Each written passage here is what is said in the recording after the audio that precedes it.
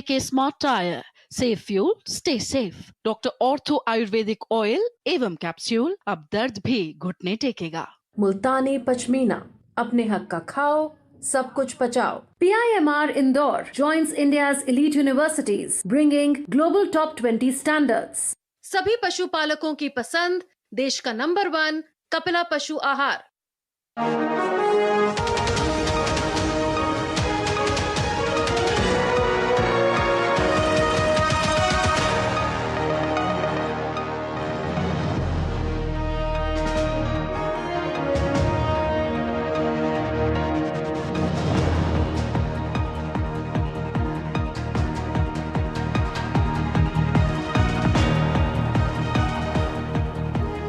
नमस्कार, मैं हूं सुधीर चौधरी और डिकोड में आपका स्वागत है। तो आइए आज की खबरों को आपके लिए डिकोड करते हैं। आज हम सबसे पहले पहलगाम हमले का पूरा सच आपको बताएंगे।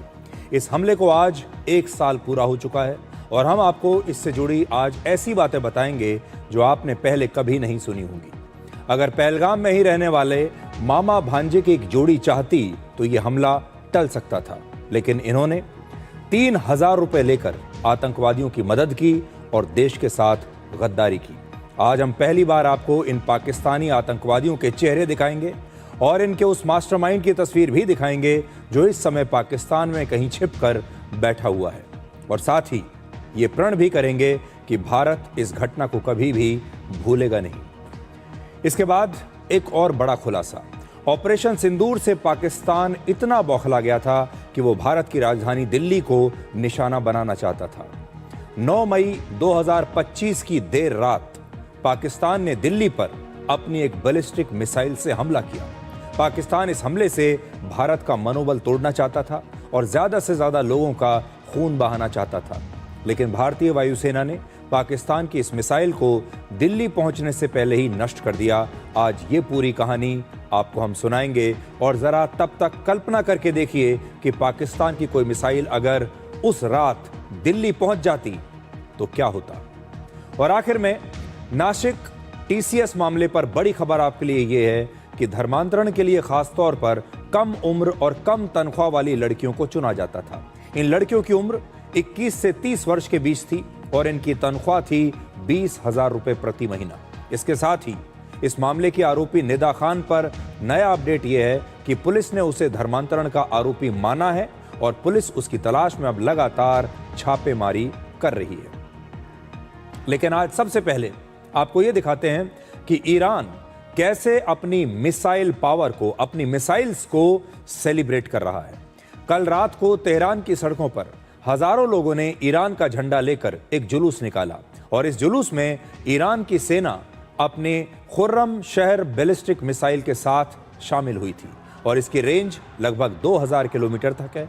ईरान का दावा है कि उसने इसी मिसाइल से इजराइल पर कई हमले किए हैं और इस मिसाइल ने इजराइल के एयर डिफेंस सिस्टम को भी चकमा दे दिया था।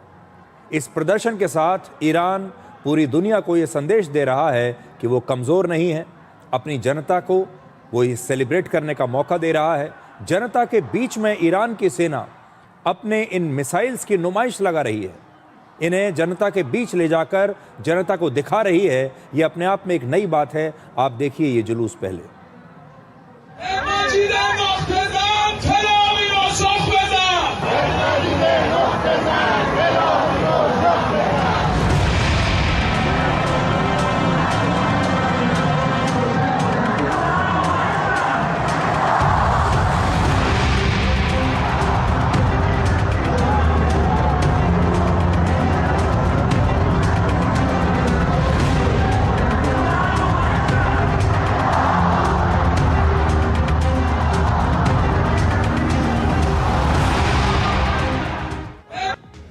इन तस्वीरों को आप देखते जाइए। अमेरिका भले ही यह दावा करता रहता हो कि उसने ईरान को पूरी तरह से नष्ट कर दिया है, ईरान में अब खत्म करने के लिए कुछ बचा नहीं है, लेकिन ये जो बॉडी लैंग्वेज लोगों की आपको दिख रही है, ये जो जुलूस आपको दिख रहा है, एक प्रकार से आप कह सकते हैं कि एक जीत के जुलूस की तरह है। इस जुलूस में उत्साह दिखाई दे रहा है, जीत का उत्साह दिखाई दे रहा है और लड़ने की ताकत और बहादुरी दिखाई दे रही है। कल रात को ही ईरान की सेना ने एक और शहर में अपनी दूसरी मिसाइल, जिसका नाम है फतेह, इस मिसाइल के साथ जुलूस निकाला और इस मिसाइल की रेंज लगभग 500 किलोमीटर तक है और ये अपने लक्ष्य पर सटीक हमला करने के लिए जानी जाती है। तो ये तस्वीरें भी आज आपके सामने हैं। अब बड़ा सवाल यह है कि युद्ध विराम के बाद ईरान ने इस प्रकार का प्रदर्शन सड़कों पर करने के बारे में क्यों सोचा? तो इसके दो बड़े संदेश हैं। पहला, दुनिया के सामने ईरान शक्ति प्रदर्शन करना चाहता है। ईरान ये दिखाना चाहता है कि उसने अमेरिका और इजराइल का मुकाबला इन्हीं मिसाइल्स के दम पर किया है और अगर जरूरत पड़ी तो वो आगे भी इन्हीं मिसाइल्स के दम पर लड़ाई लड़ता रहेगा। दूसरा, तेहरान में जब हजारों लोग इन मिसाइल्स के साथ खड़े हुए तो ईरान की सरकार पर उनका भरोसा बढ़ा और यह विश्वास मजबूत हुआ कि उनका देश कमजोर नहीं है। तो बड़ी बात यह है कि इस प्रकार के जब जश्न मनाए जाते हैं तो उससे जनता के अंदर एक नया उत्साह पैदा होता है, अपनी सरकार और अपनी सेना के प्रति एक नया विश्वास पैदा होता है और ईरान की सरकार अपने देश के लोगों को यह बताना चाहती है कि ये जो मिसाइल हैं यही हमारी हीरो हैं और इन मिसाइल्स की वजह से ही वो अमेरिका जैसे शक्तिशाली देश और उसकी सेना के सामने टिका रह पाया। तो ईरान दुनिया को आज ये बता रहा है कि देखिए, ये हमारी मिसाइल्स हैं, ये हमारी हीरो हैं और वो अपनी इन मिसाइल्स को सेलिब्रेट कर रहा है अपनी जनता के साथ। देखिए, युद्ध के दौरान मनोबल एक बहुत बड़ी चीज होती है। किस देश की जनता और किस देश की सेना का मनोबल ऊंचा है,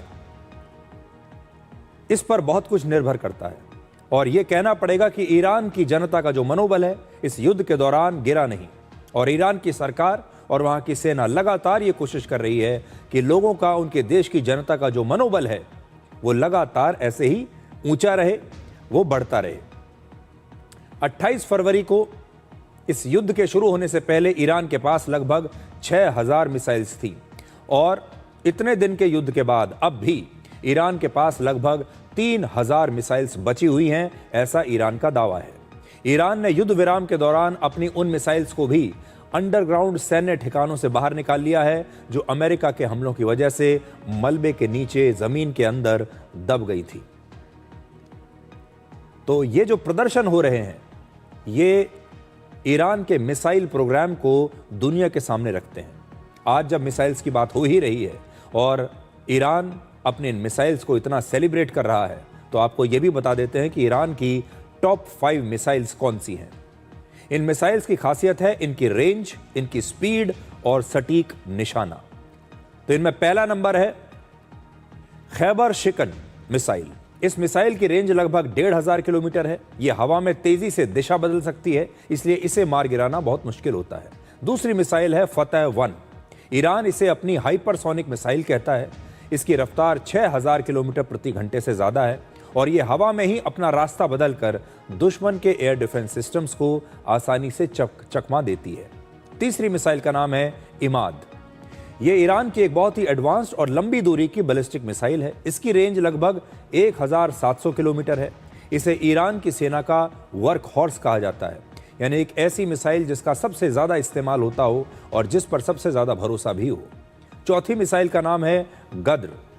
इसकी रेंज लगभग 2000 किलोमीटर है और इसकी खासियत है सैचुरेशन अटैक, यानी एक साथ कई मिसाइलें छोड़ी जाती हैं जिससे दुश्मन का एयर डिफेंस सिस्टम कई बार कंफ्यूज हो जाता है और कुछ मिसाइलें बचकर दुश्मन पर हमला कर देती हैं। और पांचवी है खुर्रमशहर 4। ये ईरान की सबसे ताकतवर बैलिस्टिक मिसाइल्स में से एक है। इसकी रेंज 2000 किलोमीटर से ज़्यादा है और ये 2000 किलोग्राम का वॉरहेड यानी विस्फोटक अपने साथ ले जा सकती है। ये मिसाइल अपने साथ क्लस्टर म्यूनिशन ले जा सकती है, यानी हमले के दौरान एक ही मिसाइल से सैकड़ों छोटे छोटे बम निकलते हैं जो किसी बड़े इलाके में एक साथ हमला कर सकते हैं। और सबसे बड़ी बात, पूरे पश्चिम एशिया में ईरान मिसाइलों के मामले में अब इस समय सबसे बड़ी ताकत है और इसीलिए वो दुनिया के सामने अपने इन मिसाइल्स को शोकेस कर रहा है, सड़कों पर इन मिसाइल्स को लेकर उतर रहा है ताकि उनकी जनता भी देखे कि उनकी मिसाइल्स कैसी हैं और जनता से ये कहने की कोशिश कर रहा है कि आपको घबराने की कोई आवश्यकता नहीं है।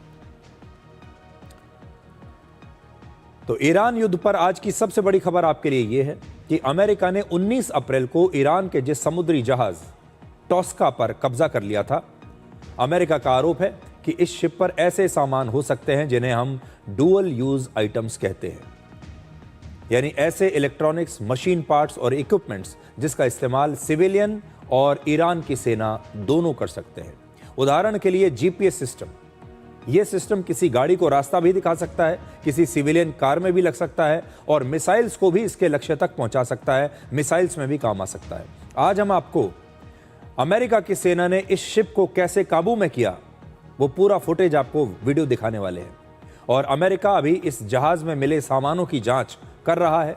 अमेरिका ने इस जहाज को ईरान के चाबहार पोर्ट से बहुत ही करीब गल्फ ऑफ ओमान में पकड़ा है, यानी ये जहाज ईरान के बहुत नजदीक पहुंच गया था। ये जहाज ईरान की एक शिपिंग कंपनी का है और इस कंपनी पर अमेरिका ने पहले से ही पाबंदियां लगा रखी हैं। ये वो लोकेशन है, देखिए, जहां पर इस जहाज को पकड़ा गया है। ये चाबहार पोर्ट आपके सामने है और ये चाबहार पोर्ट लगभग पहुंच ही गया था कि अमेरिका ने इसे पकड़ लिया।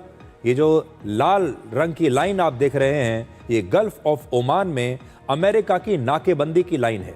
ये वो जगह है जहां से अमेरिका ने नाकेबंदी शुरू कर दी है और इस नाकेबंदी के बाद कोई और शिप बिना अमेरिका की इजाजत के वहां से गुजर नहीं सकता। और ये शिप वहां से बस गुजरा ही था, चाबहार पोर्ट पहुंचने ही वाला था ईरान में कि इसे अमेरिका ने पकड़ लिया। अमेरिका के राष्ट्रपति डोनाल्ड ट्रंप ने 21 अप्रैल को कहा था कि अमेरिकी सेना ने एक जहाज को पकड़ा है जिसमें कुछ संदिग्ध सामान होने की आशंका है और शायद ये चीन की तरफ से कोई गिफ्ट भी हो सकता है, लेकिन उन्हें इसकी पक्की जानकारी नहीं है। तो सोचिए, वो ऐसे शब्दों का इस्तेमाल कर रहे हैं कि हो सकता है इस जहाज में चीन की तरफ से कोई गिफ्ट आ रहा हो। मतलब वो इशारा कर रहे हैं कि हो सकता है कि चीन इस जहाज के जरिए ईरान को कुछ हथियार या कोई और मदद भेज रहा हो। ट्रंप ने यह भी कहा कि उन्हें हैरानी हुई ये देखकर, क्योंकि एक हफ्ते पहले ही चीन के राष्ट्रपति शी जिनपिंग ने उन्हें भरोसा दिलाया था कि वो ईरान को हथियार नहीं देंगे। इसके बाद ट्रंप की रिपब्लिकन पार्टी की एक नेता निकी हेली ने सोशल मीडिया पर लिखा कि इस जहाज पर मिसाइल्स के लिए केमिकल्स भी हो सकते हैं, लेकिन चीन ने अमेरिका के इन आरोपों को खारिज किया है। चीन के मुताबिक यह आरोप पूरी तरह से गलत है और चीन का इस जहाज से कोई लेना देना नहीं है और चीन हमेशा एक जिम्मेदार देश की तरह अपना काम करता है। 中方已经多次表明了我们的立场，我们愿再次重申，作为负责任大国，中国一贯模范履行应尽的国际义务。 वैसे होर्मुज स्ट्रेट में बुधवार को कम से कम 3 जहाजों पर गोलीबारी की गई है और यह तस्वीर हम आपको एक बार फिर से दिखाते हैं, देखिए।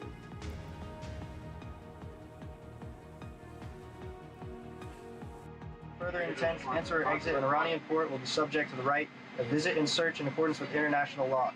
If you attempt to run the blockade, we will compel compliance with force. Over. United States Warship 115. You are entering an area of a military blockade. This blockade of Iranian ports will be enforced and applies to all vessels regardless of flag.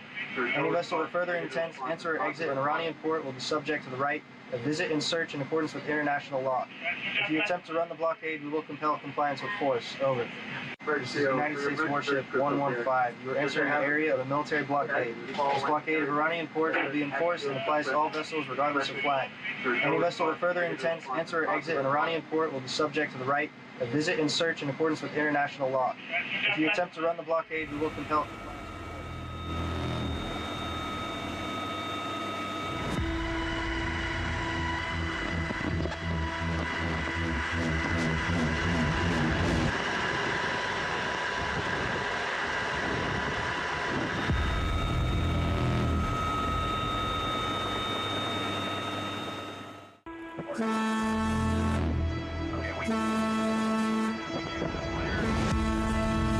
Motor Vessel Tosca, vacate your engine room. Vacate your engine room. We're prepared to subject you to disabling fire.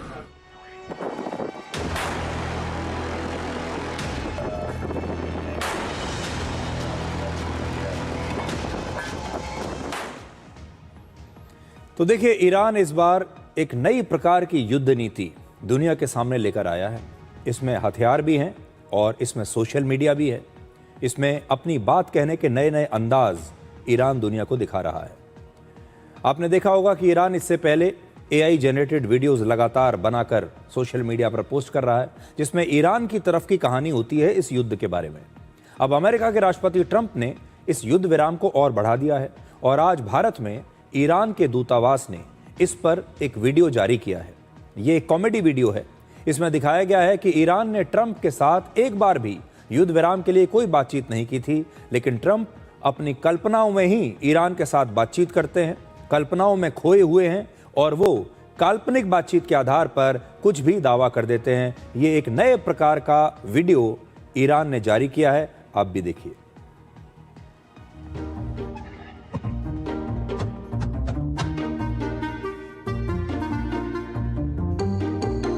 We are having very great negotiations with Iran. If Iran doesn't come to negotiate, we're going to bomb them.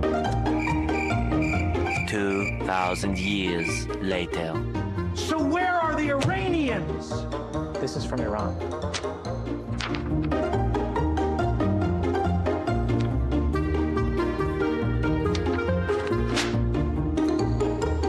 All right. Then I will extend the ceasefire at Pakistan's request. तो देखिए, युद्ध के दौरान sense of humour भी बना रहना चाहिए। Iran अलग अलग अंदाज में अलग अलग तरीक़ों से अपनी बात दुनिया को बता रहा है। कभी AI वीडियो जनरेट करता है जिसमें वो युद्ध की बात बताता है और कभी इस प्रकार से वो अपने पक्ष की बात बता रहा है, लेकिन इस बार उसने अपनी बात जो है वो बड़े मजाकिया और हल्के फुल्के अंदाज में दुनिया के सामने पेश की है। अब एक बहुत ही गंभीर मुद्दा आपके सामने हम लेकर आए हैं और ये है ऑपरेशन सिंदूर के बारे में। आज हम पहलगाम में जो पाकिस्तान ने हमला किया था उसे भी याद करेंगे, लेकिन ऑपरेशन सिंदूर से पाकिस्तान उस समय इतना बौखला चुका था कि वो भारत की राजधानी दिल्ली को अपना निशाना बनाना चाहता था। ये बहुत बड़ी बात है। 9 मई 2025 की देर रात जब दिल्ली में लगभग 2 करोड़ लोग गहरी नींद में सो रहे थे, तब पाकिस्तान दिल्ली पर सबसे बड़ा हमला करना चाहता था। पाकिस्तान ने दिल्ली पर अपनी एक बैलिस्टिक मिसाइल फायर भी की थी और ये पाकिस्तान की फतह या फिर शाहीन 2 मिसाइल हो सकती है। फतह मिसाइल एक शॉर्ट रेंज मिसाइल है जो लगभग 300 किलोमीटर तक हमला करती है, जबकि शाहीन 2 एक मीडियम रेंज की मिसाइल है जो 2000 किलोमीटर तक हमला कर सकती है। इस तरह की मिसाइल से दिल्ली पर हमला करके पाकिस्तान 3 काम करना चाहता था। पहला, भारत के लोगों में एक डर पैदा करना चाहता था, क्योंकि भारत जैसे देश की राजधानी पर पाकिस्तान की तरफ से मिसाइल से हमला हो जाना एक बहुत बड़ी बात है। इससे लोग दहशत में आ जाते और यह भारत की एक बहुत बड़ी कमजोरी मानी जाती। दूसरा, भारतीय सेना का मनोबल तोड़ना। अगर यह हमला हो जाता तो हमारे अपने ही देश के विपक्षी नेता, हमारे अपने ही देश के कुछ और मुट्ठी भर लोग सरकार और भारतीय सेना पर यह आरोप लगाने लगते कि वो दिल्ली की रक्षा नहीं कर पाए। और तीसरा, दिल्ली की 2 करोड़ की आबादी पर हमला करके ज्यादा से ज्यादा नुकसान पहुंचाना। लेकिन भारतीय वायुसेना ने पाकिस्तान की इस मिसाइल को दिल्ली पहुंचने से पहले ही नष्ट कर दिया। दिल्ली से लगभग 280 किलोमीटर दूर हरियाणा के सिरसा में इस पाकिस्तानी मिसाइल को भारत के एयर डिफेंस सिस्टम ने हवा में ही नष्ट कर दिया। पाकिस्तान की सीमा से सिरसा की दूरी लगभग 190 किलोमीटर है और उस समय सिरसा में भारतीय वायुसेना की 45th विंग तैनात थी। ये एक एयर डिफेंस सिस्टम की यूनिट है और इस यूनिट के कमांडर थे भारतीय वायुसेना के एयर कॉमोडोर रोहित कपिल। और इस टीम ने बराक 8 एयर डिफेंस सिस्टम का इस्तेमाल करके पाकिस्तान की इस मिसाइल को इंटरसेप्ट किया और उसे हवा में ही नष्ट कर दिया और दिल्ली को सबसे बड़े हमले से बचा लिया। अगले दिन सुबह इस पाकिस्तानी मिसाइल के टुकड़े सिरसा में मिले थे, जो इस बात का सबूत है कि भारत ने कैसे पाकिस्तान के इन इरादों को मिट्टी में मिला दिया। पाकिस्तान की मिसाइल को इंटरसेप्ट करके उसे मार गिराना असाधारण नेतृत्व और बहुत तेजी से लिए गए फैसले को दिखाता है। अगर तब 1 सेकंड की भी देरी हो जाती तो शायद ये मिसाइल दिल्ली के और नजदीक पहुंच जाती। और इसके लिए भारतीय वायुसेना के एयर कॉमोडोर रोहित कपिल को पिछले साल युद्ध सेवा मेडल से सम्मानित किया गया। अब आपको इस बराक 8 मिसाइल के बारे में बताते हैं। इसका निर्माण भारत और इजराइल दोनों ने मिलकर किया है। ये एक एडवांस्ड एयर डिफेंस सिस्टम है जो लगभग 100 किलोमीटर की दूरी तक किसी फाइटर जेट, ड्रोन, हेलीकॉप्टर या मिसाइल को नष्ट कर सकता है। अब आप जरा ये सोचिए कि अगर ये मिसाइल, पाकिस्तानी मिसाइल दिल्ली पर गिर जाती तो क्या हो सकता था। अगर आज आप कल्पना भी करेंगे तो शायद आप डर जाएंगे। अगर ये मिसाइल दिल्ली तक पहुंच जाती तो जान माल का तो नुकसान होता ही, लेकिन मनोबल का भी बड़ा नुकसान होता। 2 पॉइंट्स में आप ये समझिए कि पाकिस्तान का दिल्ली पर हमला करने का मतलब क्या है। पहला, पाकिस्तान ने ऑपरेशन सिंदूर से हुए नुकसान के बाद बहुत फ्रस्ट्रेशन में, बहुत परेशान होकर, निराशा में, क्रोध में आकर यह फैसला लिया होगा। ये उसकी फ्रस्ट्रेशन को दिखाता है। जबकि भारत जैसे जिम्मेदार देश ने पाकिस्तान की सिविलियन आबादी या फिर पाकिस्तान की राजधानी इस्लामाबाद पर हमला नहीं किया। हमने इस्लामाबाद को छुआ तक नहीं। हमने पूरी कोशिश की कि हम पाकिस्तान की जहां पर सिविलियन आबादी है वहां पर हमला ना करें, लेकिन पाकिस्तान ऐसा नहीं है। पाकिस्तान जब बहुत ज्यादा फ्रस्ट्रेट हो गया तो उसने सीधे दिल्ली पर ही हमला करने के बारे में सोचा, और ये एक बहुत बड़ी बात है, ये बहुत बड़ा दुस्साहस है। दूसरा, दिल्ली में, क्योंकि दिल्ली भारत की राजधानी है, यहां भारत के प्रधानमंत्री का आवास है, यहां पर राष्ट्रपति भवन है, यहां पर संसद भवन है और बहुत महत्वपूर्ण बिल्डिंग्स हैं। भारतीय सेना का मुख्यालय और रक्षा मंत्रालय भी दिल्ली में है। भारत के सारे सांसद, सारे मंत्री, पूरी सरकार दिल्ली से चलती है। सारे विदेशी दूतावास भी दिल्ली में है, और ऐसे में दिल्ली पर हमला करने के बहुत गंभीर परिणाम हो सकते थे। पाकिस्तान का दावा है कि उसने फतह और शाहीन 2 मिसाइल्स को अपने आप खुद से उनका निर्माण किया, खुद बनाया है, लेकिन सच्चाई है कि पाकिस्तान की ज़्यादातर मिसाइल्स चीन से उधार मांगी गई टेक्नोलॉजी पर आधारित हैं। पाकिस्तान के मुताबिक उसकी ये मिसाइल्स बहुत सटीक हैं, लेकिन भारत के एयर डिफेंस सिस्टम ने इस मिसाइल को हवा में ही नष्ट कर दिया। ये एक बहुत बड़ी बात है, और पाकिस्तान असल में यही चाहता था कि अगर दिल्ली तक उसकी मिसाइल पहुंच गई, दिल्ली पर अगर उसने हमला कर दिया, तो इससे भारत का मनोबल बहुत टूटेगा, भारत की सेना का मनोबल बहुत टूटेगा, और पूरी दुनिया में पाकिस्तान, दुष्प्रचार में तो वो माहिर है ही, वो पूरी दुनिया को ये बताएंगे कि देखिए हम भारत में दिल्ली तक पहुंच गए। और ये भारत के लिए एक बहुत बड़ा नुकसान हो सकता था, और बहुत सारे लोगों की जान जाती वो तो है ही।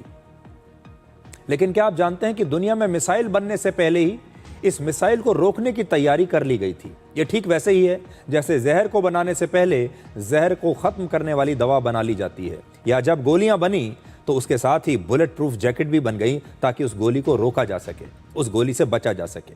हमेशा से यही होता है, कोई नई टेक्नोलॉजी आती है, लेकिन फिर उससे, उस टेक्नोलॉजी से, उस हथियार से बचने की भी एक नई टेक्नोलॉजी आ जाती है। तो 1950 के दशक में कोल्ड वॉर के समय अमेरिका और सोवियत संघ के बीच न्यूक्लियर हमले का डर चरम पर था। डर यह था कि अगर दुश्मन मिसाइल फायर करेगा तो फिर इस मिसाइल को रोकेगा कौन।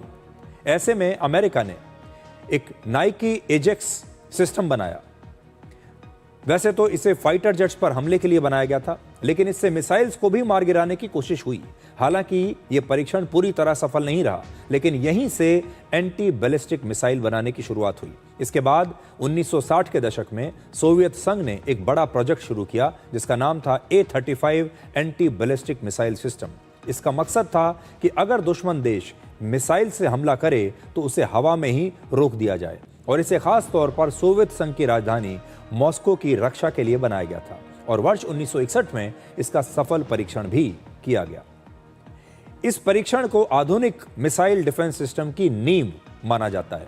इस परीक्षण के 30 साल के बाद 1991 में खाड़ी युद्ध के दौरान दुनिया ने पहली बार एंटी बैलिस्टिक मिसाइल्स का लाइव प्रदर्शन देखा, जब अमेरिका की पैट्रियट मिसाइल्स ने इराक की स्कद मिसाइल्स के हमले को हवा में ही नष्ट किया। स्कद मिसाइल्स को सोवियत संघ ने बनाया था, और इराक इस युद्ध में सोवियत संघ में बनी इन स्कद मिसाइल्स का प्रयोग कर रहा था। हालांकि बाद में जांच में यह भी पता चला कि अमेरिका की एंटी बैलिस्टिक मिसाइल्स उतनी ज्यादा सफल नहीं रही जितनी कि इन्हें बताया गया था, जितना दावा किया गया था।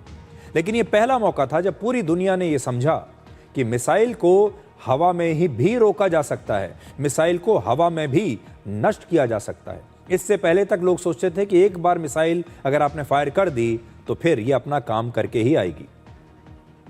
लेकिन उस समय यह नई टेक्नोलॉजी आई कि अब मिसाइल को हवा में ही नष्ट किया जा सकता है, यानी एक मिसाइल को दूसरी मिसाइल से मारा जा सकता है। और इस तरह एंटी बैलिस्टिक मिसाइल की सोच अमेरिका और सोवियत संघ जैसे महाशक्तियों से निकलकर पूरी दुनिया में फैल गई।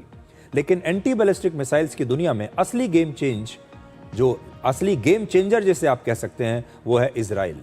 1980 और 90 के दशक में इजराइल ने अपना एरो मिसाइल डिफेंस सिस्टम तैयार किया। यह सिस्टम खास तौर पर बैलिस्टिक मिसाइल्स को हवा में ही रोकने के लिए बनाया गया था और इसी मिसाइल से ये मिसाइल जो है सीधे टक्कर मारकर दुश्मन की मिसाइल को खत्म कर देती थी। और यही टेक्नोलॉजी अब आज के एडवांस्ड थर्ड सिस्टम और S-400 जैसे सिस्टम्स में विकसित हो चुकी है, जो एक साथ कई मिसाइल्स के हमले को मिनटों में रोक सकते हैं। तो ये है मिसाइल और फिर मिसाइल को रोकने की टेक्नोलॉजी। अब पहलगाम हमले की बात करते हैं, क्योंकि आज इस हमले को 1 साल पूरा हो गया है और हम आपसे ये कहेंगे कि इस हमले को कभी भूलिएगा मत। आज 1 साल बाद हम आपको इस हमले की वो डिटेल्स बताएंगे जो आपने आज से पहले कभी नहीं सुनी होगी। आज हम आपको इस हमले की पूरी कहानी सुनाएंगे। हमने बहुत सारे लोगों से, सूत्रों से बात की जो इस हमले का इन्वेस्टिगेशन कर रहे थे और उन सब से मिली जानकारी के मुताबिक हम सबसे पहले आपको आज पहलगाम हमले के उन 4 गुनाहगारों के बारे में बताएंगे जो इस हमले के जिम्मेदार हैं। ये वो लोग हैं जो भारत के सबसे बड़े गुनाहगार हैं। पहला नाम है साजिद जट। ये लश्कर ए तैयबा का एक आतंकवादी है और पाकिस्तान के लाहौर के पास कसूर शहर का रहने वाला है और यही पहलगाम में हमला करने वाले तीनों आतंकवादियों का हैंडलर भी था और इस हमले का मास्टरमाइंड भी है। और इस समय ये आतंकवादी पाकिस्तान में कहीं छिपकर बैठा हुआ है। ये उसकी तस्वीर है। पहली बार आज हम आपको उसकी ये तस्वीर दिखा रहे हैं। ये है साजिद जट और ये भारत का सबसे बड़ा गुनहगार है। और जब तक ये भारत के हाथ में नहीं आएगा, जब तक उन परिवारों को इंसाफ तब तक नहीं मिलेगा जब तक ये भारत के हाथ में नहीं आता। दूसरे नंबर पर है फैजल जट। ये भी लश्कर ए तैयबा का आतंकवादी है और पाकिस्तान के पंजाब प्रांत के मुरीद का रहने वाला है फैजल जट। तीसरा नाम है हबीब ताहिर। यह भी लश्कर ए तैयबा का ही आतंकवादी है और यह पाकिस्तानी कब्जे वाले कश्मीर के रावलाकोट शहर का रहने वाला है। और चौथा है हमजा अफगानी। यह भी लश्कर ए तैयबा और रेजिस्टेंस फोर्स का आतंकवादी है और यह भी पाकिस्तान का ही एक नागरिक है। इन तीनों आतंकवादियों को ऑपरेशन महादेव के दौरान भारतीय सेना ने श्रीनगर के पास दाचीगाम इलाके में पिछले साल ही 28 जुलाई को मार गिराया था। अब ये इस दुनिया में नहीं है, इन्हें इंसाफ दिया जा चुका है। आज भारतीय सेना ने सोशल मीडिया पर एक पोस्टर जारी करके ये बताया है कि इस ऑपरेशन में क्या क्या हुआ। देखिए, बड़ी स्क्रीन पर आपको दिखाता हूं उन्होंने क्या बताया है। आप बड़ी स्क्रीन पर देखिए। इसमें बताया गया है कि 300 स्क्वायर किलोमीटर, 300 वर्ग किलोमीटर का जो इलाका है उसे स्कैन किया गया। उस पूरे इलाके की जांच की गई, छानबीन की गई और सोचिए 300 वर्ग किलोमीटर का इलाका कितना बड़ा है इन आतंकवादियों को ढूंढने के लिए। और इसमें 93 दिनों तक इन आतंकवादियों का पीछा करके इन्हें ढूंढा गया, इनकी लोकेशन को ट्रैक किया गया और बाद में फिर इनका एनकाउंटर किया गया। 93 डेज। और इसमें आप ये देखिए, एक और में आप देखिए जहां पर 03 ये जो लिखा हुआ है, ये हैं वो आतंकवादी जो मारे गए हैं। तो 300 वर्ग किलोमीटर का इलाका छान मारा गया, 93 दिनों तक ये ऑपरेशन चला और फिर ये 3 आतंकवादी जिन्होंने पहलगाम पर हमला किया था ये मारे गए। इस मामले की जांच के दौरान एनआईए ने जम्मू कश्मीर के 2 लोकल लोगों को भी गिरफ्तार किया है। यह जानना आपके लिए बड़ा जरूरी है। इसमें पहला नाम है बशीर अहमद जोथाड़ और दूसरा है परवेज अहमद और ये दोनों ही पहलगाम के रहने वाले हैं और यहां पर इस इलाके में पर्यटकों के लिए ये घोड़े चलाते हैं, यानी ये दोनों घोड़े वाले हैं। और आपने देखा होगा जो लोग पहलगाम गए हैं या आसपास के इलाकों में गए हैं, वहां पर बहुत सारे घोड़े वाले होते हैं। वो पर्यटकों को घोड़े पर बैठा कर ले जाते हैं। पोनी ऑपरेटर्स उन्हें अंग्रेजी में कहते हैं। ये पोनी वाले जो हैं और ये दोनों लोग यही काम करते थे। अब आपको बताते हैं कि पहलगाम हमले की ये जो जांच है ये कैसे अपने आप में अनोखी है। ये हाल का ऐसा पहला मामला है जिसमें सबसे हाईटेक तरीके से इन्वेस्टिगेशन की गई। जांच के दौरान सीबीआई की मदद से घटनास्थल की 3D मैपिंग की गई। इस टेक्नोलॉजी में कैमरा और ड्रोन से डेटा लेकर किसी भी जगह का एक डिजिटल मॉडल तैयार किया जाता है।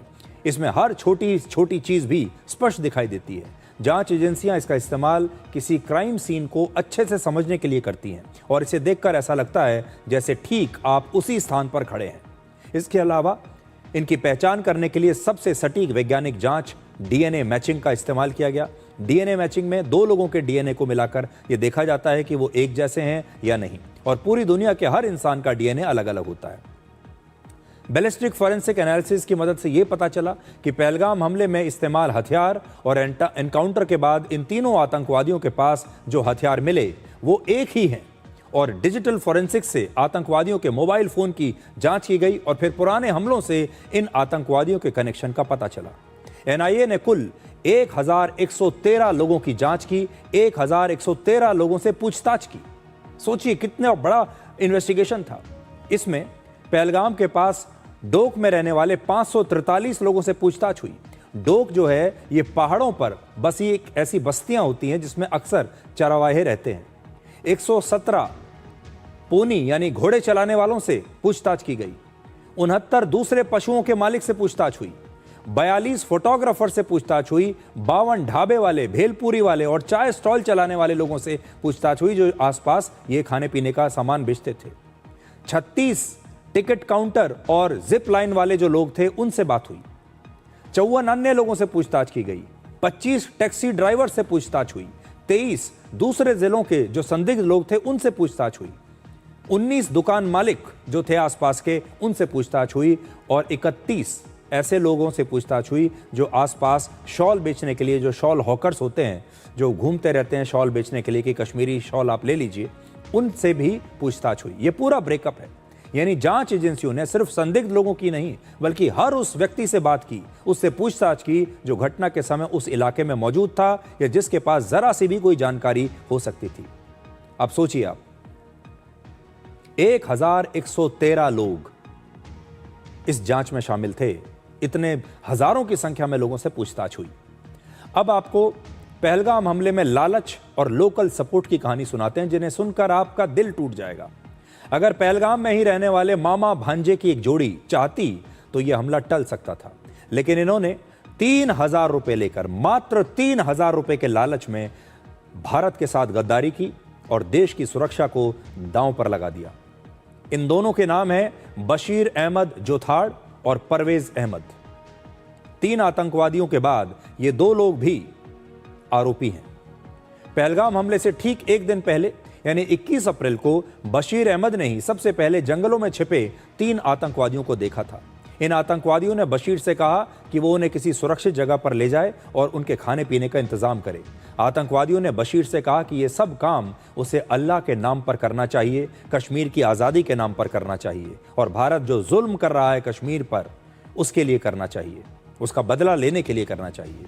बशीर ने खुद अपने बयान में स्वीकार किया कि उसे समझ में आ गया था कि ये तीनों आतंकवादी हैं और इनकी बातचीत के लहजे में पंजाबी अंदाज था और वो अंदाज था जो पाकिस्तान के लोग बोलचाल में इस्तेमाल करते हैं, और वो तभी समझ गया था कि ये लोकल कश्मीरी नहीं है बल्कि ये पाकिस्तानी है। इसके बाद बशीर इन तीनों आतंकवादियों को लेकर परवेज अहमद के घर ले गया। परवेज ने इन आतंकवादियों को हथियार छिपाने में मदद की और परवेज की पत्नी ने इन आतंकवादियों के लिए खाने पीने का इंतजाम किया। इसके बदले में आतंकवादियों ने परवेज को 3000 रुपए दिए। तीनों आतंकवादी लगभग 5 घंटे तक परवेज के घर पर रहे और इनके साथ बशीर भी मौजूद था। और उस रात यानी हमले से ठीक एक रात पहले रात करीब 10 बजे तीनों आतंकवादी एक एक करके वहां से निकल गए। बशीर ने यह भी कबूल किया कि आतंकवादी खाना खाते समय अमरनाथ यात्रा, भारतीय सुरक्षा बलों के कैंप्स और उनकी मूवमेंट के बारे में बात कर रहे थे। अगर बशीर और परवेज अहमद चाहते तो इसकी जानकारी उसी समय पुलिस और भारतीय सेना को दे सकते थे और पहलगाम का हमला टल सकता था, लेकिन दोनों ने ऐसा नहीं किया और आतंकवादियों की सूचना देने की बजाय ये उनकी मेहमान नवाजी करते रहे। भारत से विश्वासघात का इससे बड़ा उदाहरण कोई हो नहीं सकता। फिल्म धुरंधर का एक डायलॉग है, हिंदुस्तान का सबसे बड़ा दुश्मन हिंदुस्तानी ही है, पाकिस्तान तो दूसरे नंबर पर आता है। और अगर ये दोनों मामा और भांजे चाहते तो 26 लोगों को हम बचा सकते थे। अब आगे की कहानी सुनिए। बशीर अहमद और परवेज अहमद के घर से निकलने के बाद अगली सुबह ये तीनों आतंकवादी बैसरन पहुंच गए, यानी जहां पर ये घटना घटी उस स्थान पर पहुंच गए। इनके पास AK-47 और M4 कार्बाइन जैसे हथियार थे और एक आतंकवादी ने अपने सिर पर GoPro कैमरा भी लगाया हुआ था, यानी उसकी मंशा यह रही होगी कि वो उस पूरे हमले को रिकॉर्ड करे। आतंकवादियों ने इस जगह पर मौजूद पर्यटकों से पहले उनका धर्म पूछा, फिर उन्हें कलमा पढ़ने के लिए कहा और जो कलमा नहीं पढ़ पाया उसके ठीक सिर में गोली मार दी। तीनों आतंकवादियों ने जानबूझकर ऐसी जगह चुनी थी जहां से फायरिंग करके वो ज्यादा से ज्यादा लोगों की हत्या कर सके और इस पूरे इलाके को उन्होंने एक किल जोन बना दिया था। और जिन लोगों को जिंदा छोड़ दिया उन्हें आतंकवादियों ने कहा कि जाकर मोदी को कह देना, मोदी को बोल देना। जो महिलाओं को छोड़ दिया उनके पतियों को तो मार दिया, महिलाओं को जब छोड़ा तो कहा वापस जाकर मोदी को कह देना, यानी हमला करके सीधे भारत सरकार को एक संदेश दिया। जिन हथियारों से पहलगाम में हमला हुआ, इन्हीं हथियारों का इस्तेमाल जम्मू कश्मीर में वर्ष 2023 से लेकर 2024 तक 4 अलग अलग आतंकी हमलों में भी हुआ था। इसका मतलब है कि ये कोई अलग अलग घटनाएं नहीं थीं, बल्कि आतंकवादियों का एक ही नेटवर्क बार बार उन्हीं एक ही हथियार से हमले कर रहा था। यानी ये जो AK-47 इसके पास थी, M4 कार्बाइन थी, यही बार बार इस्तेमाल हो रही थी हमलों में। और यह भी पता चला कि कुछ गोलियां मेड इन अमेरिका थी, कुछ चीन और यूरोप के देशों से में बनाई गई थी। यानी हथियारों के इंटरनेशनल नेटवर्क से इन आतंकवादियों को हथियार मिल रहे थे। आतंकवादियों से मिले डिजिटल सबूतों ने इस पूरे हमले की कड़ियों को जोड़ने में बहुत बड़ी भूमिका निभाई। मारे गए तीनों आतंकवादियों के मोबाइल फोन से फोटो, वीडियोज और मेटा डेटा मिला। मेटा डेटा से यह जानकारी मिली कि फोटो किस तारीख को किस लोकेशन पर लिए गए थे। आतंकवादियों के मोबाइल फोन और GoPro कैमरे का सीरियल नंबर और डेटा मैच करके यह पता चला कि यही कैमरा इससे पहले के हमलों में भी इस्तेमाल हुआ। कुल मिलाकर पूरी तरह प्लान करके यह हमला किया गया था और इसके मास्टरमाइंड साजिद जट ने पूरे ऑपरेशन को पाकिस्तान में बैठकर हैंडल किया। और कश्मीर में आतंकवादियों का एक ही नेटवर्क है जिसने बार बार हमले किए, यानी लगातार हमलों की एक सीरीज उस समय चल रही थी। और अभी मैंने आपको बताया लश्कर तैयबा का एक मैंने आपको पोस्टर दिखाया था, वो आपको मैं दोबारा दिखाता हूं। देखिए, ये लश्कर तैयबा के आतंकवादी थे और द रेजिस्टेंस फोर्स जो है उसके आतंकवादी थे। तो लश्कर तैयबा जो है वो बार बार अपने नाम बदलता रहता है। वो कभी किसी नाम से एक नया आतंकवादी संगठन बना लेता है, कभी किसी नाम से, लेकिन इनकी जो पेरेंट ऑर्गेनाइजेशन है वो लश्कर तैयबा है, जो पाकिस्तान में इस समय बैठी हुई है। ये है पूरी कहानी। और इसके बाद जैसा कि हमने आपको पहले दिखाया था, 300 वर्ग किलोमीटर के इलाके को छान मारा हमारे देश की रक्षा एजेंसियों ने, हमारे देश की सेना ने, और फिर आखिरकार खोजकर जंगल से पकड़कर इन तीनों को निकाला और इन तीनों के साथ वही किया जो इनके साथ होना चाहिए था। और इनका जो चौथा हैंडलर है वो यहां आया नहीं, वरना वो भी मारा जाता। वो पाकिस्तान में बैठकर ही इनका हैंडलर बना हुआ था। पाकिस्तान में बैठकर ही वो लगातार इनसे ये हमले करवा रहा था। वो आज भी फरार है और आज भी पाकिस्तान में कहीं छिपकर वो बैठा हुआ है। ये है पूरी कहानी पहलगाम की, ताकि भारत के हर बच्चे को याद रहे, भारत के हर नागरिक को याद रहे और हमें ये कहानी कभी भी भूलनी नहीं है। इससे आपको पता चलता है कि पाकिस्तान आज भी भारत से कितनी नफरत करता है और पाकिस्तान आज भी कितने कोऑर्डिनेटेड तरीके से भारत में जम्मू कश्मीर में लगातार हमले करवा रहा है। रक्षा मंत्री राजनाथ सिंह ने आज पाकिस्तान को एक बार फिर से चेतावनी दी है। राजनाथ सिंह जर्मनी के दौरे पर हैं और आज उन्होंने पाकिस्तान को ऑपरेशन सिंदूर की एक बार फिर से याद दिलाई है। यदि अब किसी पड़ोसी ने कोई छेड़छाड़ करने की कोशिश की तो ...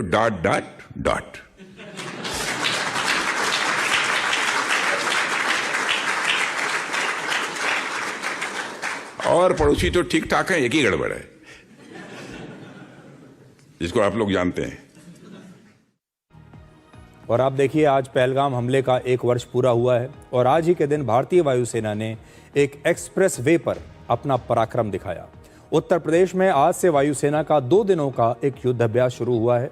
लखनऊ से लगभग 150 किलोमीटर दूर पूर्वांचल एक्सप्रेस वे पर सुखोई 30 MKI और मिराज जैसे 7 फाइटर जेट्स ने सड़क पर ही लैंडिंग और टेक ऑफ किया। इन फाइटर जेट्स के साथ वायुसेना के नए ट्रांसपोर्ट विमान C-295 ने भी सफल लैंडिंग की और ये एयरक्राफ्ट छोटे रनवे से भी टेक ऑफ कर सकता है। यही इसने आज यहां पर दिखाया। पूर्वांचल एक्सप्रेसवे की कुल लंबाई लगभग 340 किलोमीटर है और इस पर लगभग 3 किलोमीटर लंबी एक एयर स्ट्रिप है, जो युद्ध या किसी आपदा की स्थिति में वायुसेना के लिए एक लाइफ लाइन के तौर पर काम कर सकती है। ये जो इस तरह की जो एयर स्ट्रिप होती हैं, ये तब काम आती हैं जब युद्ध के दौरान मान लीजिए हमारा कोई एयरपोर्ट नष्ट कर दिया जाए, ये जहाँ पर हमारे जो फाइटर जेट हैं वो लैंड ना कर पाएँ या वहाँ से टेक ऑफ ना कर पाएँ, उस समय इस प्रकार के जो एक्सप्रेसवेज होते हैं यहाँ पर भी हमारे फाइटर जेट्स लैंड कर सकते हैं और यहाँ से टेक ऑफ कर सकते हैं।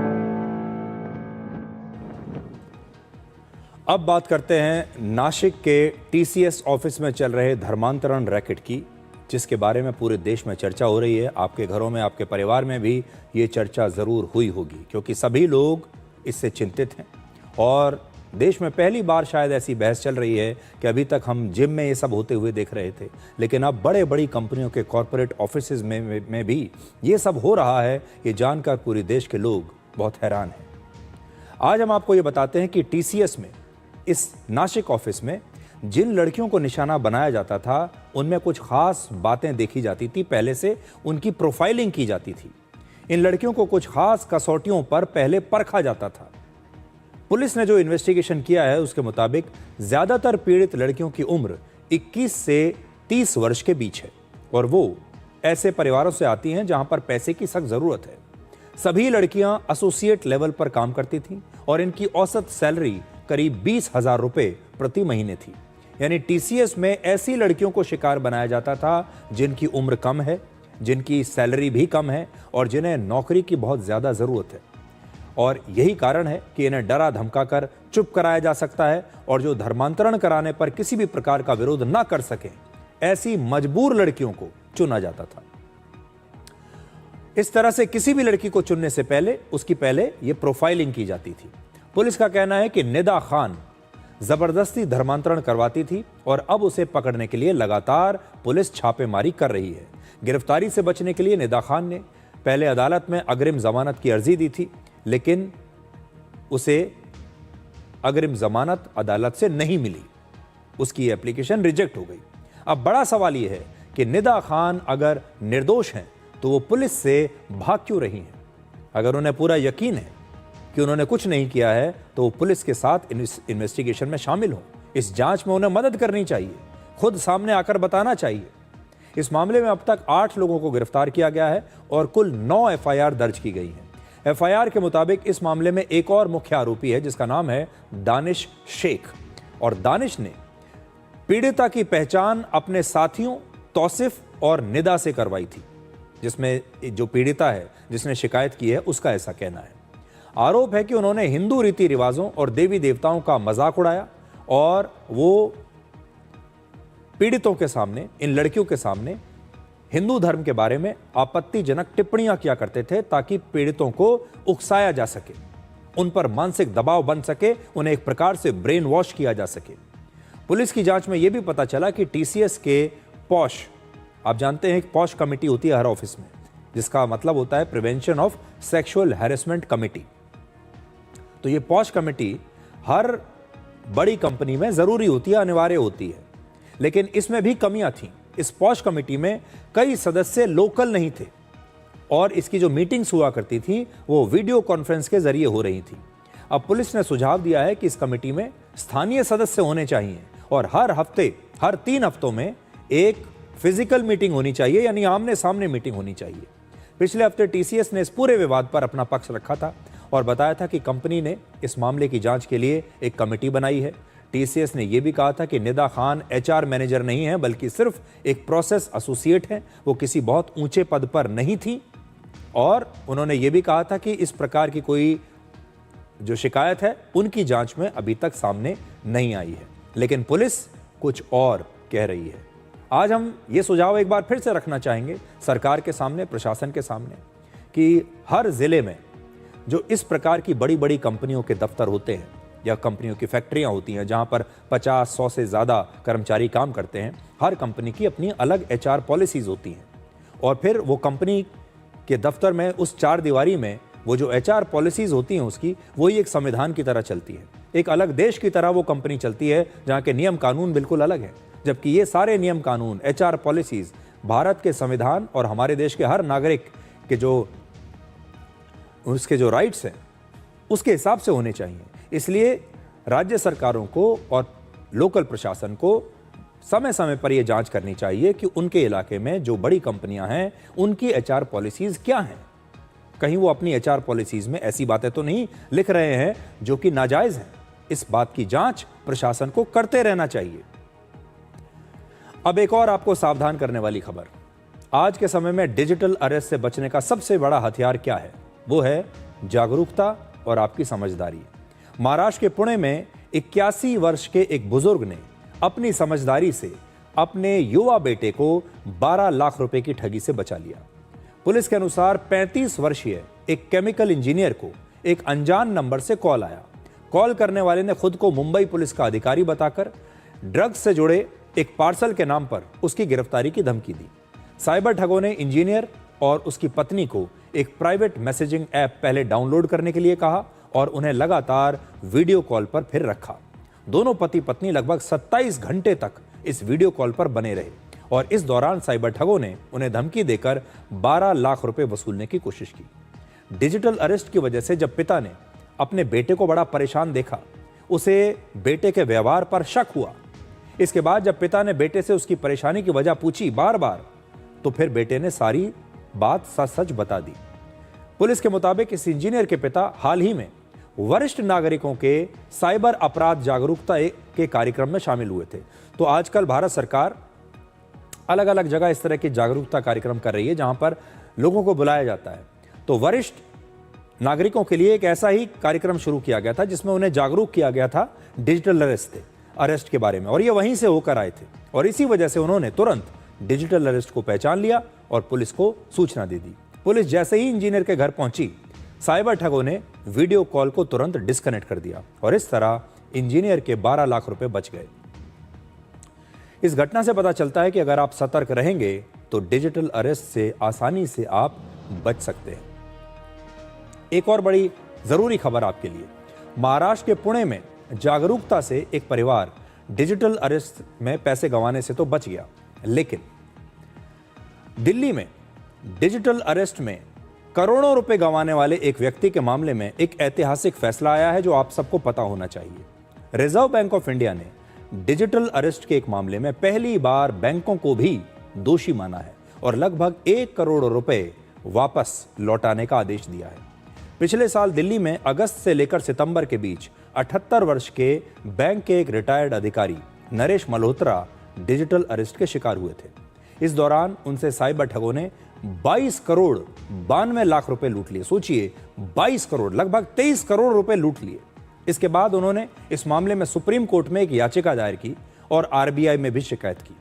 आरबीआई की जांच में पता चला कि जिन 5 बैंकों के अकाउंट्स के जरिए ये धोखाधड़ी की गई, उनमें से कई खातों में केवाईसी नहीं किया गया था और कई खाते फर्जी थे, और ये बैंक की गलती है। इसके बाद आरबीआई ने इन बैंकों को 1 करोड़ 31 लाख रुपए वापस विक्टिम को लौटाने का आदेश दिया। आरबीआई ने बैंकों के अलावा नरेश मल्होत्रा को भी इसके लिए जिम्मेदार माना है, क्योंकि वो खुद ही बैंक में जाकर पैसा ट्रांसफर कर रहे थे। इसलिए सिर्फ 1 करोड़ 31 लाख रुपए ही लौटाने का आदेश दिया गया है, पूरे 23 करोड़ नहीं। लेकिन डिजिटल अरेस्ट के पीड़ित नरेश मल्होत्रा अपना पूरा पैसा वापस चाहते हैं, और वो भी ब्याज के साथ, और इसके लिए वो लंबी कानूनी लड़ाई लड़ रहे हैं। उनका कहना है कि जब आरबीआई ने बैंकों को दोषी माना है तो उन्हें पूरा पैसा मिलना चाहिए, यानी पूरे 23 करोड़ उन्हें वापस चाहिए। यह फैसला इसलिए खास है क्योंकि आमतौर पर डिजिटल अरेस्ट के मामलों में बैंकों की जिम्मेदारी तय करना बड़ा मुश्किल हो जाता है। बैंक अपना पल्ला झाड़ लेते हैं। हमारे देश में ज्यादातर डिजिटल अरेस्ट के मामलों में पीड़ित को ही दोषी माना जाता है, और बैंक अक्सर कोई ना कोई बहाना बनाकर पैसा वापस करने से बच जाते हैं। लेकिन अब ऐसा नहीं होगा। अगर आप भी डिजिटल अरेस्ट के या इस प्रकार के ऑनलाइन धोखाधड़ी के शिकार हुए हैं तो आपको भी कानून का सहारा लेना चाहिए, और उन बैंकों को भी दोषी जरूर बनाना चाहिए, और यह अपील करनी चाहिए कि बैंक आपका पैसा वापस दे, और बाकी आपके केस में जो मेरिट होगी वो अदालत जरूर देखेगा और उसके आधार पर अपना फैसला सुनाएगा। अब एक छोटा सा ब्रेक, और ब्रेक के बाद आपको बताएंगे कि नेपाल में बालेंद्र शाह की सरकार के होम मिनिस्टर ने सिर्फ 26 दिनों के अंदर ही आज अपना इस्तीफा क्यों दे दिया।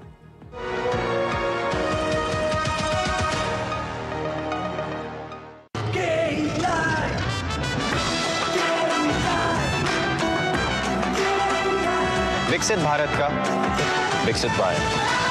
भारत की सबसे बड़ी gold loan NBFC Muthoot finance से गोल्ड लोन लीजिए और फिर देखिए सोना क्या नहीं कर सकता। कॉल कीजिए 1-800-313-1212। हिंदुस्तान मिले हिंदुस्तान से, जय हो विजय हो, देश हो विदेश हो, जेके हो।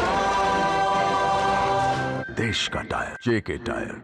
टेबल के ऊपर जब भी खाते हैं दबा के खाते हैं। भाई साहब सब पचा देते, पर दिक्कत तो उन्हें आती है जो टेबल के नीचे से खा। मुल्तानी पश्मीना, अपने हक का खाओ, सब कुछ पचाओ। PIMR Indore joins India's elite universities, bringing global top 20 standards and a 32 years academic legacy. Learn to lead, high quality education in management, commerce and law. Bharat की सबसे बड़ी gold loan NBFC Muthoot finance से गोल्ड लोन लीजिए और फिर देखिए सोना क्या नहीं कर सकता। कॉल कीजिए 1-800-313-1212।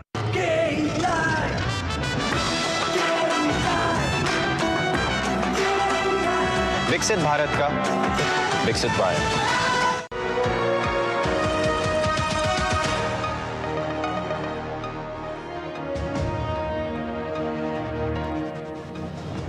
नेपाल में जब से बालेंद्र शाह की ये नई सरकार बनी है, वहां हर हफ्ते कुछ न कुछ बड़ी राजनीतिक घटनाएं होती रहती हैं।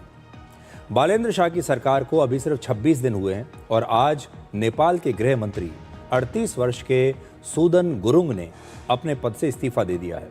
सूदन गुरुङ पर एक विवादित कंपनी में निवेश करने और उनकी संपत्ति को लेकर कई आरोप लग रहे थे। इसके बाद उन्होंने इस मामले की निष्पक्ष जांच के लिए नैतिकता के आधार पर खुद ही इस्तीफा दे दिया, और इस्तीफे की जानकारी उन्होंने खुद सोशल मीडिया पर एक पोस्ट करके दी है। सूदन गुरुङ नेपाल में जेन ज़ी आंदोलन का एक बहुत बड़ा चेहरा रहे हैं, और इस आंदोलन को संगठित करने में उनकी भूमिका बहुत महत्वपूर्ण रही। राजनीति में आने से पहले वो एक सामाजिक कार्यकर्ता थे। वो नेपाल में हामी नेपाल के नाम से एक एनजीओ चलाते हैं, और इस एनजीओ ने नेपाल में भूकंप और कोविड जैसे संकट के दौरान काफ़ी काम किया था, इसलिए वो युवाओं में काफ़ी लोकप्रिय रहे हैं। 26 दिनों में बालेंद्र शाह की सरकार में ये दूसरे मंत्री हैं जिन्हें भ्रष्टाचार के आरोप में अपना पद छोड़ना पड़ा। इससे पहले बालेंद्र शाह ने श्रम और रोजगार मंत्री दीपक कुमार शाह को भी बर्खास्त कर दिया था। उन पर आरोप था कि उन्होंने अपने पद का दुरुपयोग करते हुए अपनी पत्नी को एक हेल्थ इंश्योरेंस बोर्ड में सदस्य बनाने की सिफारिश की थी। बालेंद्र शाह जब से प्रधानमंत्री बने हैं, भ्रष्टाचार के खिलाफ लगातार कड़ी कार्रवाई कर रहे हैं। पिछले हफ्ते एक न्यायिक जांच आयोग बनाया गया था जो नेपाल के 7 पूर्व प्रधानमंत्रियों और लगभग 100 लोगों की जांच करेगा, जिसमें पूर्व मंत्री और नेपाल सरकार के बड़े बड़े अधिकारी हैं। वो देखेगा कि इनके पास कितनी संपत्ति है, इन्होंने अपने कार्यकाल में कितना पैसा बनाया है और वो पैसा जो इन्होंने बनाया उसमें से कितना पैसा नाजायज़ है, अवैध है या रिश्वत के रूप में लिया गया है। तो नेपाल में एक बहुत बड़ी क्रांति इस समय चल रही है। नई सरकार के आने के बाद अब देखते हैं कि ये क्रांति कहां तक पहुंचती है। अब एक छोटा सा ब्रेक और ब्रेक के बाद डिकोड जिंदगी में आपको दिखाएंगे आज का विचार।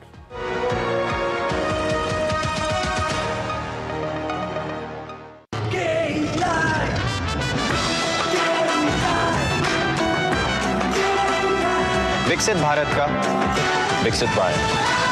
भारत की सबसे बड़ी gold loan NBFC Muthoot finance से गोल्ड लोन लीजिए और फिर देखिए सोना क्या नहीं कर सकता। कॉल कीजिए 1-800-313-1212। PIMR Indore joins India's elite universities, bringing global top 20 standards at a 32 years academic legacy. Learn to lead high quality education in management, commerce and law.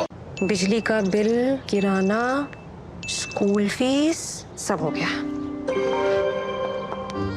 बन गया बजट? हाँ, 5000 बच गए। तो नई साड़ी ले ले ना, पिछले महीने तो ली थी। एक और नहीं, पहले बजट बनाओ, फिर छोटी छोटी बचत को बैंक में सेव करो और पैसों को बढ़ते देखो। बढ़ी गई। जाओ भाई। RBI कहता है वित्तीय समझदारी समृद्ध नारी। इस देश की हर माँ, बच्चे, बूढ़े, जवान, खिलाड़ी, डॉक्टर, इंजीनियर, सबको गाय भैंस की दूध की शक्ति पर भरोसा है। पर जब इन पशुओं को कपिला पशु आहार मिलेगा, तभी तो दूध सिर्फ ज्यादा ही नहीं, शक्ति से भरपूर भी होगा। कपिला पशु आहार, देश का नंबर 1 पशु आहार। गोल्डी मसाले के 100 ग्राम के स्पेशल पैक्स में फ्रेशनेस लॉक है। ऐसे गोल्डी मसाले जहां जाएं रिश्ते बनाएं।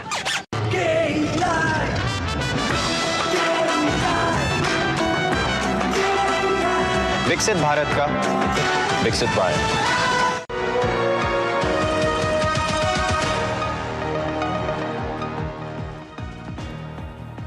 तो आज के लिए डिकोड में इतना ही। अब आपसे हमारी अगली मुलाकात होगी कल रात 9 बजे। तब तक आप खुश रहिए, सुरक्षित रहिए, स्वस्थ रहिए।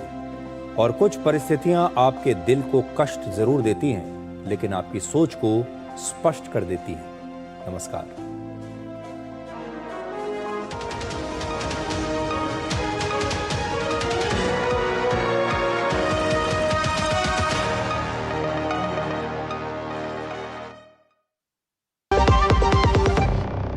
जब धरती चीर कर निकलता है लोहे का पत्थर और मिलता है मोंगिया के जोश से, फिर तपता है, पिघलता है और बनता है फौलाद।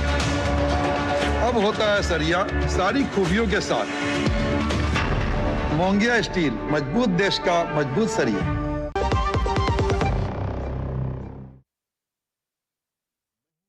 आखिरी रविवार जब बजते हैं सुबह के